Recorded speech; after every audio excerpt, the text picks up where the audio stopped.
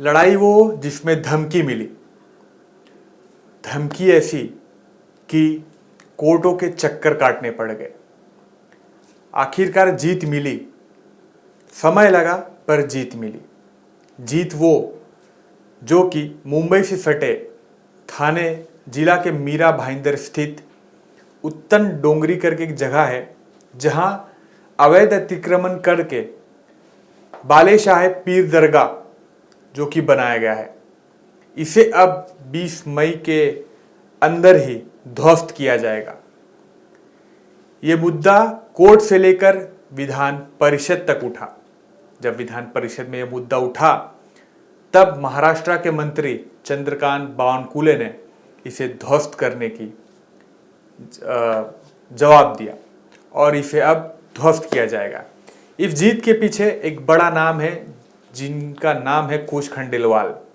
खंडेलवाल जी Hindu task force के संस्थापक और अधिवक्ता हैं, जिन्होंने पिछले कई सालों से इस बाले शाह पीर दरगाह को वहां से हटाने के लिए कानूनी लड़ाई लड़ी। आज हमारे साथ वही मौजूद हैं। नमस्कार कुश खंडेलवाल जी, आपका हिंदुस्तान पोस्ट में बहुत बहुत स्वागत है। नमस्ते अमन जी।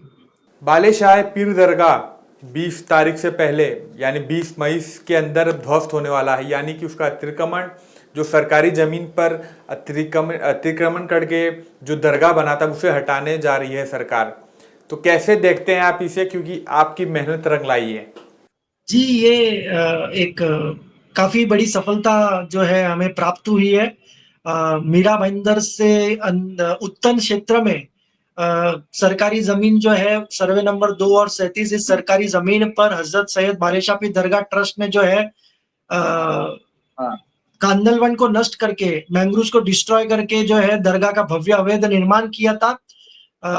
जिसकी जानकारी जैसे मुझे प्राप्त हुई कि ये दरगाह का जो है अवैध निर्माण किया गया है, तब मैंने इसके सारे दस्तावेज निकाले। तब मुझे ये जानकारी में आया कि इस दरगाह ने जो है उस सरकारी जमीन के 7/12 पर नाम चढ़ाने के लिए भी तहसीलदार कार्यालय में एक अर्जी कर रखी थी। तब मैंने उस अर्जी के विरोध में अपनी आपत्ति दर्ज करी और मेरे द्वारा हस्तक्षेप करने के बाद जो है 2022 में तहसीलदार कार्यालय ने जो है उनकी अर्जी को खारिज किया।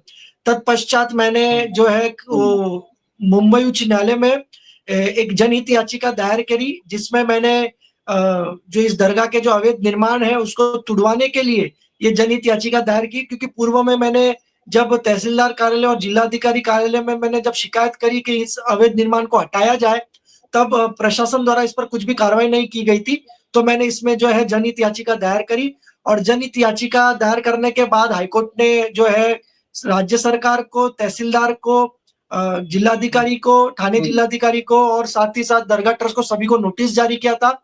सरकार ने और प्रशासन ने जो है और नगर पालिका ने मेरे पिटीशन के याचिका के समर्थन में उन्होंने हलफनामा दायर किया और उन्होंने ये माना कि सरकारी जमीन पर जो दरगाह का निर्माण हुआ पूरी तरह से अवैध है और इन्होंने कब्जा करके जो है इस दरगाह का अवैध निर्माण किया है। लेकिन फिर भी उन्होंने कुछ कार्रवाई नहीं की थी। लेकिन अभी हाल में एक बहुत बड़ी सफलता प्राप्त हुई कि कल जो है महाराष्ट्र के जो रेवेन्यू मिनिस्टर है, महसूल मंत्री श्री चंद्रशेखर बावनकुले जी ने यह घोषणा की कि 20 मई से पहले इस दरगाह के अवैध निर्माण को पूरी तरह से वहां से हटाया जाएगा। और ये घोषणा जो है विधान परिषद के जो सदस्य है एडवोकेट निरंजन डावखरे जी, उन्होंने इस विषय को विधान परिषद में उठाया। उसके बाद ये घोषणा की गई। मेरा जो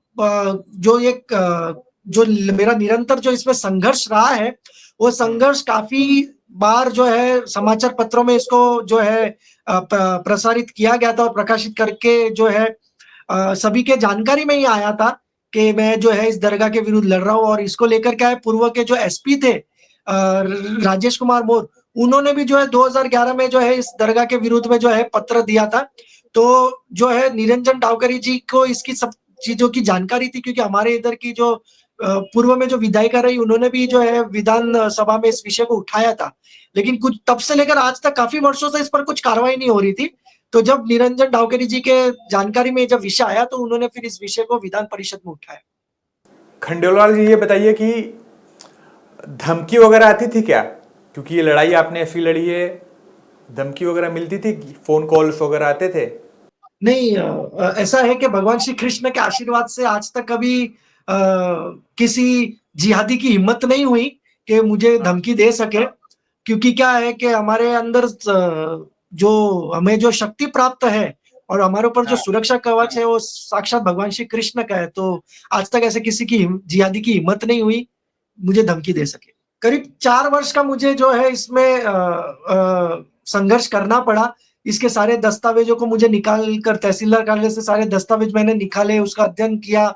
फिर जब मुझे जानकारी मिली कि दरगाह ने जो है 7/12 उस ज़मीन के 7/12 पर नाम चढ़ाने के लिए भी अर्ज़ी की है, और जिसको लेकर जो यहाँ के जो निचले स्तर के जो अधिकारी है, सर्कल ऑफिसर, और इन्होंने इसको दरगाह को नियमानुकूल करने के लिए, रेगुलराइज़ करने की ऐसी कुछ फर्जी रिपोर्ट तैयार कर दी थी। तो उसमें भी मैंने काफ़ी लड़ाई लड़ी और मैंने हस्तक्षेप किया, और हस्तक्षेप करने के बाद जो वर्तमान जो तहसीलदार है, तहसीलदार साहब, उन्होंने जो है मेरे हस्तक्षेप को जो है कंसीडर करते हुए दरगाह की जो 7/12 पर नाम चढ़ाने की जो अर्जी थी उसको खारिज किया।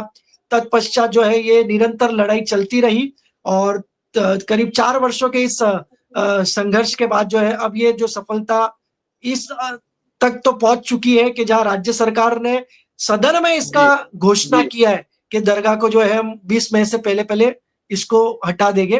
तो बस उसी क्षण का हमें इंतजार है कि कब इस पर बुलडोजर चलेगा। करीब 4 वर्ष का मुझे जो है इसमें संघर्ष करना पड़ा। इसके सारे दस्तावेज़ों को मुझे निकाल कर तहसीलदार कार्यालय से सारे दस्तावेज़ मैंने निकाले, उसका अध्ययन किया। फिर जब मुझे जानकारी मिली कि दरगाह ने जो है 7/12 उस ज़मीन के 7/12 पर नाम चढ़ाने के लिए भी अर्ज़ी की है, और जिसको लेकर जो यहाँ के जो निचले स्तर के जो अधिकारी है, सर्कल ऑफिसर, और इन्होंने इसको दरगाह को नियमानुकूल करने के लिए, रेगुलराइज़ करने की ऐसी कुछ फर्जी रिपोर्ट तैयार कर दी थी। तो उसमें भी मैंने काफ़ी लड़ाई लड़ी और मैंने हस्तक्षेप किया, और हस्तक्षेप करने के बाद जो वर्तमान जो तहसीलदार है, तहसीलदार साहब, उन्होंने जो है मेरे हस्तक्षेप को जो है कंसीडर करते हुए दरगाह की जो 7/12 पर नाम चढ़ाने की जो अर्जी थी उसको खारिज किया। तत्पश्चात जो है ये निरंतर लड़ाई चलती रही, और करीब 4 वर्षों के इस संघर्ष के बाद जो है अब ये जो सफलता इस तक तो पहुंच चुकी है कि जहां राज्य सरकार ने सदन में इसका घोषणा किया है कि दरगाह को जो है हम 20 मई से पहले इसको हटा देंगे। तो बस उसी क्षण का हमें इंतजार है कि कब इस पर बुलडोजर चलेगा। औरंगजेब की कब्र की बात रही है तो ऐसा है कि अभी केंद्र, जब राज्य सरकार जो है वह ये कहती है कि इसको जो सुरक्षा प्राप्त है वो केंद्र सरकार के जो है एएसआई द्वारा इसको जो है संरक्षण प्राप्त है। तो अभी राज्य में सरकार हमारी है, केंद्र में भी सरकार हमारी है, तो फिर उन्हें इस चीज को लेकर विलंब नहीं करना चाहिए। और जो है जब चुनावों में छत्रपति शिवाजी महाराज का नाम लेकर, छत्रपति संभाजी महाराज का नाम लेकर जब भारतीय जनता पार्टी चुनाव लड़ती है और उनका नाम लेकर जो है हिंदू समाज से जो है वोट प्राप्त करती है, मतदान प्राप्त करती है, तो फिर ऐसे छत्रपति संभाजी महाराज पर जिस क्रूर घुसपैठिए ने, आक्रांता ने इस तरह का जो अत्याचार किया था, तो उसकी कब्र को अभी तक संरक्षण देना एएसआई द्वारा उसको हटा देना चाहिए, और तुरंत प्रभाव से जो है इस पर कब्रों को तोड़ने का कार्रवाई करना चाहिए। कुश खंडेलवाल जी, ये बताइए, जैसे बालेशाही पीर दरगाह था, इसको हटाया जा रहा है, 20 मई के अंदर इसको ध्वस्त कर दिया जाएगा। ऐसे मुंबई में कई अवैध दरगाह हैं, मस्जिद हैं, अल्पसंख्यक लोग जहां वहां सड़कों पर नमाज पढ़ते हैं। तो आप आने वाले समय भी ऐसी लड़ाई लड़ेंगे, उन अवैध मस्जिद दरगाहों को हटाने की लड़ाई लड़ेंगे? मैं आपको इस विषय पर जानकारी देना चाहता हूँ कि मैं जिस मीरा भाईंदर क्षेत्र से जो आता हूँ, यहाँ की जो आबादी है करीब 20 लाख के ऊपर की इसकी आबादी है, और इस मीरा भाईंदर में ही कई ऐसे जगहों पर जो है अवैध तरीके से जो है मस्जिद और जो दरगाह ऐसे बनाए गए हैं। तो एक एक करके मैं हर विषय के ऊपर जो है कानूनन लड़ाई जो है मैं लड़ रहा हूँ। अभी बालेशाह पीर का हुआ, इसी के साथ साथ मेरी एक दूसरी लड़ाई भी जो है काशी मीरा के काशी गांव में जो है गौहर शाह बाबा की दरगाह जो है अवैध तरीके से जो बनाई गई है, उसके विरुद्ध में भी मैंने नगर पालिका में, मीरा भाईंदर महानगर पालिका में मैंने शिकायत की थी, जिसके बाद नगर पालिका हरकत में आया और उन्होंने नगर रचना विभाग से इसकी सारी जानकारी प्राप्त की, जिसमें नगर रचना विभाग में इनके ये जवाब दिया है कि उस गौर शाह बाबा की जो दरगाह है उसके लिए भी उनके बांधकाम को लेकर उन्होंने कुछ भी परमिशन नगर रचना से नहीं लिए, तो वो भी अवैध दरगाह, उसमें भी ड्यू प्रोसेस ऑफ लॉ जो है नगर पालिका ने इनिशिएट कर लिया है, स्टार्ट कर दिया है, और जल्दी उसमें भी जो है नगर पालिका द्वारा जो है तोड़ने का आदेश आ जाएगा। तो ऐसे कई ऐसे मुद्दे हैं जिसमें एक एक करके जो है अवैध इन मस्जिद, मजार, दरगाह इनके विरुद्ध में जो है कार्रवाई करवा रहा हूँ। खंडेलवाल जी, ये बताइए हमें, हमारे दर्शकों को, महाराष्ट्र में आजकल हमारे पूरे देश में रोहिंग्या मुसलमान और बांग्लादेशियों, जो अवैध मुसलमान बांग्लादेशी होते हैं, घुसपैठ करके हमारे देश में घुस रहे हैं। महाराष्ट्र में पिछले कई महीनों से भाजपा के जो नेता है किरीट सोमैया जी, वो इनके खिलाफ मुहिम छेड़े हैं। मुंबई शहर के बड़े बड़े पुलिस स्टेशनों में जाते हैं, बताते हैं कि कहाँ छुप के घुस बैठे हैं, कार्रवाई होती है। सरकार को क्या एक्शन लेना चाहिए कि ये भारत देश में ना आए, महाराष्ट्र में ना आए? क्या ऐसा एक्शन लेना चाहिए सरकार को, और कब तक ये होगा? जी, जो रोहिंग्या मुसलमान हो या फिर बांग्लादेशी मुसलमान हो, जो ये घुसपैठी, ये देश के लिए बहुत बड़ा खतरा है, ये दीमक है, दे आर पैरासाइट्स। ये अगर सही समय पे इनके ऊपर जो है पेस्टिसाइड का छिड़काव नहीं किया सरकार ने, तो ये अंदर से अंदर देश को खा जाएंगे।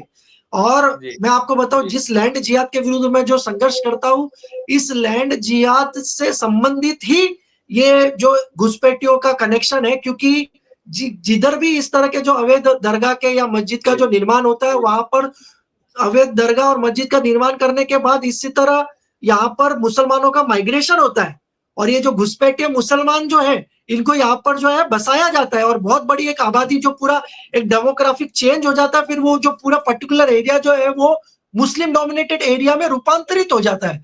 अगर मैं जिस बालेशाह पीर दरगाह के विरुद्ध जो मैंने जो संघर्ष किया है उसकी भी मैं बात करूं, तो वहां पर भी काफी आबादी जो है मुसलमानों की बस चुकी है, जिनका अगर आप उधर देखने जाओगे तो उनके पास जो दस्तावेज है वो भी फर्जी बनाए गए और उनको वहां पर बसाया गया है। तो अगर शुरुआती दौर पर अगर हम ध्यान नहीं देंगे अवैध निर्माणों पे, क्योंकि जो भी घुसपैठी है उनका आधार ही ये सब अवैध, ये जो इनके जो मजहबी ढांचे वो है, तो अगर शुरुआती दौर पर इन पर ध्यान नहीं देंगे तो बाद में बड़ा कठिनाई होती है उसको ट्रेस आउट करने के लिए, उनके डॉक्यूमेंट्स को छानबीन करने के लिए, फिर उनको यहाँ से निकालने के लिए।